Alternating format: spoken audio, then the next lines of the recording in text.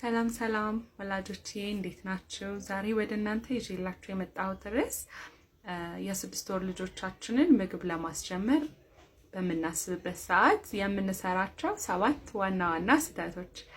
የመጀመሪያው ልጆቻችንን ብዙ ለማብላት መሞከር ነው፣ ወይም ደግሞ too much at a time በአንድ ጊዜ የምግብ መስጠት ሂደታችን ላይ በተለይ እንደ 6 ወር የምንጀምር እናቶች በጣም ብዙ ለመስጠት ልጅ ይበላልኝ ደስ እያለን በመናበላቸው ሰዓት ልጆች ኦቨርፊድ ሲደረጉ ያን ነገር ሪፍሌክስ አድርጎ የማውጣት ወደ ውጪ መመለስ ነገር አለ። ምክንያቱም ጨጓራቸው በጣም ትንሽ ናትና ለ6 ወር ልጆች ምግብ ስናስጀምር የመጀመሪያው ሊሆን የሚገባው ሩል ምንድነው?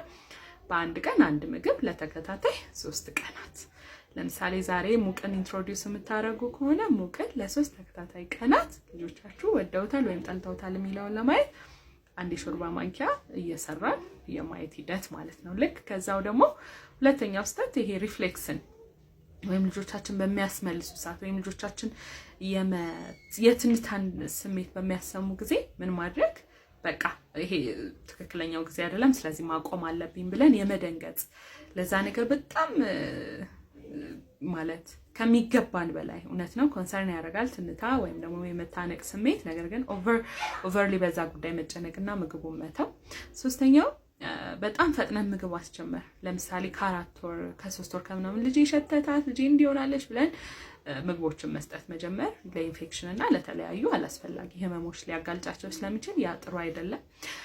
አራተኛው ደግሞ በጣም ዘግይቶ መጀመር። 8 ወር 9 ወር እስኪሆናቸው ልጆቻችሁን ቆይታችሁ ምግብ ስታስጀምሩ ምን ይሆናል? ልጆቹ በጣም ፒኪ ኢተርስ እንዲሆኑ ወደፊት። ሌላኛው ሪዝን ለልጆች ባላንስ ዳይትን አመጣጥነን አለመስጠት ወይም ደግሞ በአንድ ፉድ ላይ ስታክ አድርገን ለረጅም ጊዜ መቆየት። ልጆች ያው ከኒውትሪሽን አንፃር ፕሮቲን፣ ከዛ በተጨማሪ ፍሩትስ፣ ቬጂቴብልስ አትክልት ያስፈልጓቸዋል። ግሬንስ ወይም ደግሞ የተለያዩ አዝርዕት ምርቶች ያስፈልጓቸዋል እና እነዛም ቢያንስ ከነዚህ ውስጥ 3ቱን በቀን ውስጥ ፍራፍሬ ለመስጠት መሞከር።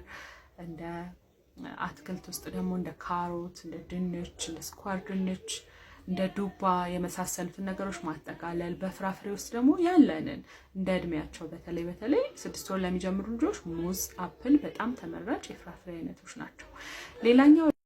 ሌላኛው ስህተት የምንሰራው ምንድነው? ለልጆቹ ለረጅም ጊዜ በማንኪያ እንዲመገቡ ማድረግ። 9 ወር 10 ወር ከሆናቸው ልጆች ለስላሳ የሆኑ ነገሮችን በራሳቸው መብላት እንዲጀምሩ ማድረግ አለብን።